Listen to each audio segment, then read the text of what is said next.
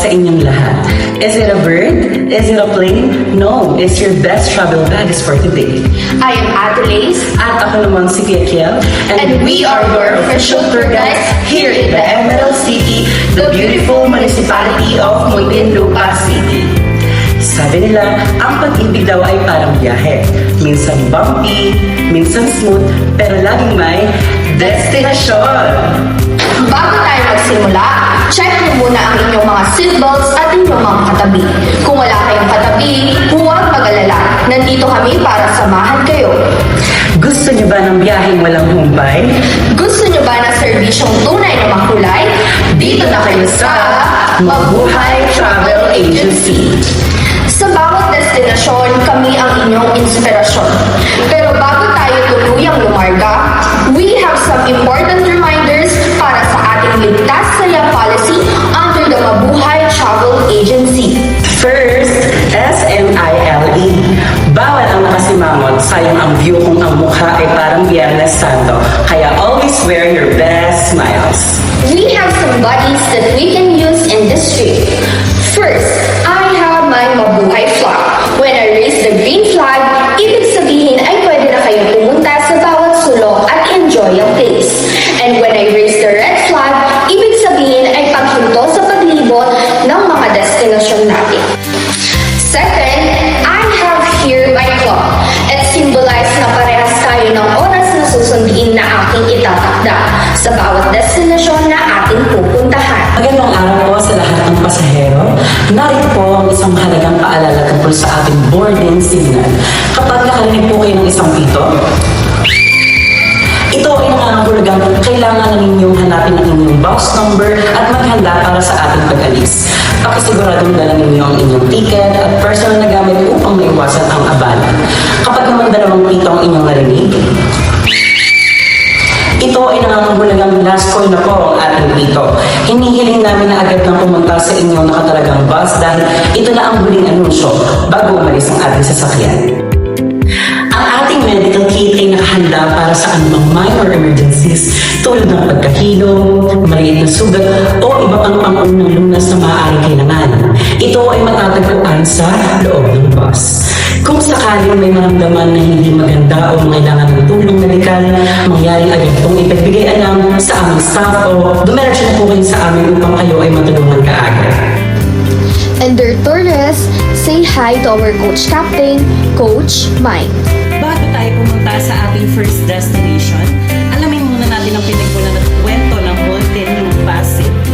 Kasi sa segment na ito, hindi lang basta sightseeing ang mangyayari, kundi mag-spill tayo ng tea, history at secrets ng lungsod na ito.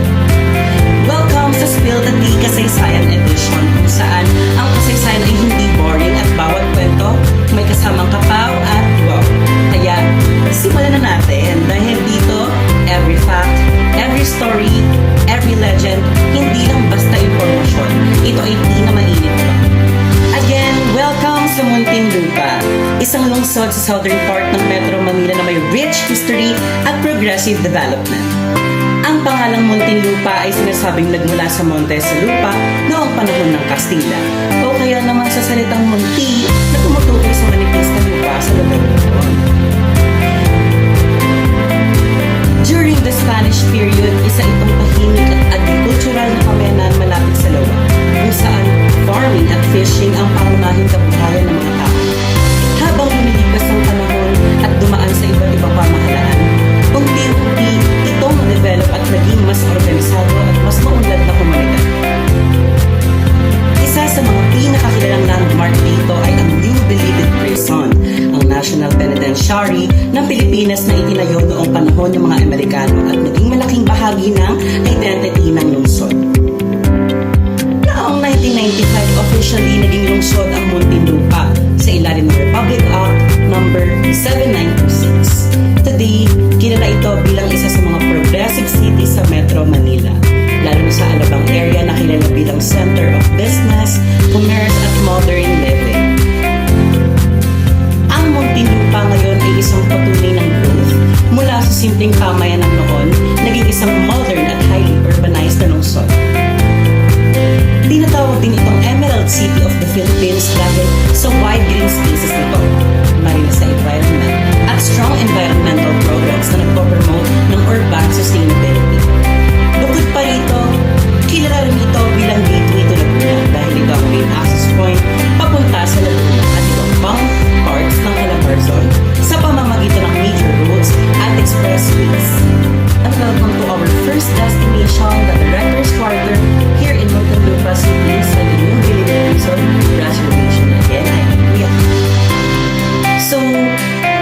place was built in 1940s bilang official residence ng directors ng Bureau of Corrections. Makikita nyo agad yung pre-war architecture, mga intricate carvings at imported materials na nagpapakita kung gaano ka-prestigious ang lugar.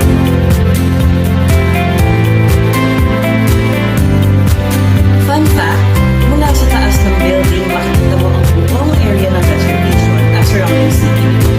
Sabi na nila, perfect viewing ito ng sunset. Habang nag-iikot tayo, pansinin ang bawat detalye at sulok kasi bawat isa ay may kasaysayan. Ang director's quarter hindi lang basta building, isang window sa history at leadership ng lugar. Ready na ba kayo?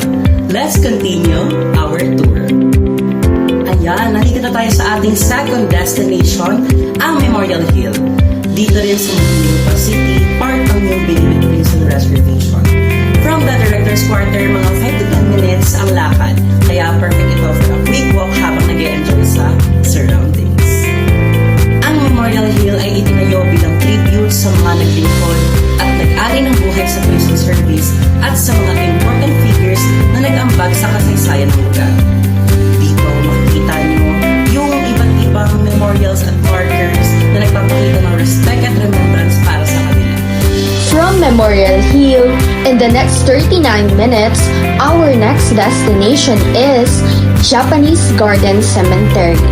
My dear tourists, we are now here in Japanese Garden Cemetery. It is dedicated to the Japanese soldiers who died here in Muntinlupa. Kabilang dito si Yamashita. This place is also known as the Quiet Memorial Park. And after that, in the next 40 minutes, our next destination is Jamboree Lake. And now we are arriving at Jamboree Lake. Ito yung smallest natural lake in the Philippines. Ito ay nag-serve ng mga food production unit for the inmates from Cordillera. It is also a often site of convergence from Philippine Scout. So ang sukat nito ay 1.5 hectares. In the middle of this, long-standing statue of the Lady Justice. So sino nga ba si Lady Justice? Nilalarawan bilang babaeng nakasuot ng piring. Ang piring ay sumasagisag sa kanyang kawalang kinikilingan. May hawak siyang espada. Kumakatawan ito sa katapangan, sa pagiging saksi sa katwiran. Ang timbangan naman ay pagiging makatwiran at patas ng batas. And now, welcome to one of the most iconic malls in the South, Festival Mall, also known as the Festival Super Mall.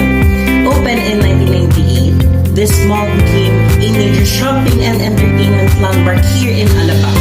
It was developed by Philinvest Development Corporation as part of the Master Plan Philinvest City District.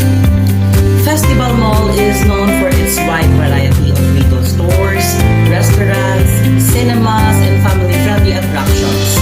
Our next stop will be Molito Lifestyle Center. We can see here the aesthetic at delicious foods like ramen. This is perfect to those people who like fresco dining restaurants and chill coffee night. Create ito noong 2012 at meron itong sukat na 5 hectares. From Molito Lifestyle Center, we are now arriving at Alabang Town Center. Alabang Town Center, a classic shopping mall, a 11-story tower, and opened in 1982 with a 48,000 square meters, a open-air areas, and a chill environment. Ngayon naman, kilalanin natin ang ilan sa mga notable figures na may connection sa kasaysayan ng Muntinlupa. Unahin natin si Tomoyuki Yamashita. Si General Tomoyuki Yamashita na kilala bilang Tiger of Malaya ay isang Japanese general noong World War II. Matapos ang digmaan, siya ay nilipis sa Pilipinas dahil sa mga krimen na naganap noong panahon ng Hapon. Siya ay hinatulan at binitay noong 1946. Ang execution ay isinagawa sa Los Baños, Laguna. Ngunit, ang kanyang trial at pagkakakulong ay may connection sa New Bilibid Prison Area sa Muntinlupa, kaya bahagi siya ng historical narrative ng lugar. Melencio Espeleta. Si Melencio Espeleta ay isa sa mga naging mayor ng Muntinlupa at kinikilalang mahalagang leader sa paghubog ng lungsod noong ito ay nagsisimula pa lamang umunlad bilang isang bayan. Ang kanyang pamumuno ay nag-ambag sa development at local governance ng Muntinlupa. Ikatlo ay si Alberto B. Misa Sr. Si Alberto B. Misa Sr. ay naging Director General ng Bureau of Corrections dahil ang New Bilibid Prison ay natatagpuan sa Muntinlupa. Naging mahalaga ang kanyang papel sa modern administration at reforms ng correctional system sa bansa. Ignacio Arbonye. He took up a Bachelor of Arts at Ateneo de Manila University, graduated in 1964 and Bachelor of Law in 1969, being appointed after the EDSA Revolution. He oversaw the city rapid development and served 3 times. Next will be Francisco Bobby Manyosa, a national artist for architecture in 2018. He lived in and contributed to the local community. He is the father of Philippine neo-vernacular architecture. OMG mga besties! Dumating na tayo sa grand finale ng ating fabulous tour dito sa Muntinlupa City. Sana ramdam nyo ang vibes habang tinatahak natin ang streets at landmarks ng city na ito. Mula sa maliit na pamayanan noon hanggang sa modern, progressive at totally extra fab Muntinlupa ngayon. Yes, Kuya Kiel. Muntinlupa is not just a city. It's a living queen. Every corner, every street, may kwento, may history, at syempre, may photo op moment, mga beshi. Bago tayo totally magpaalam, let's give some love sa ating fabulous guide and mentor, Coach Captain Mike. Thank you po for your guidance, support at sa pagiging total inspiration sa amin. At syempre, shoutout sa ating glam team behind the scenes, Mabuhay Travel Agency. Thank you for making this tour so smooth, enjoyable, at extra memorable. Beshies, walang fail today. Kaya maraming salamat mga Besh. Keep exploring, keep slaying, keep learning at hanggang sa muli. Travel safe at mabuhay, mga queen at kings ng Muntinlupa City.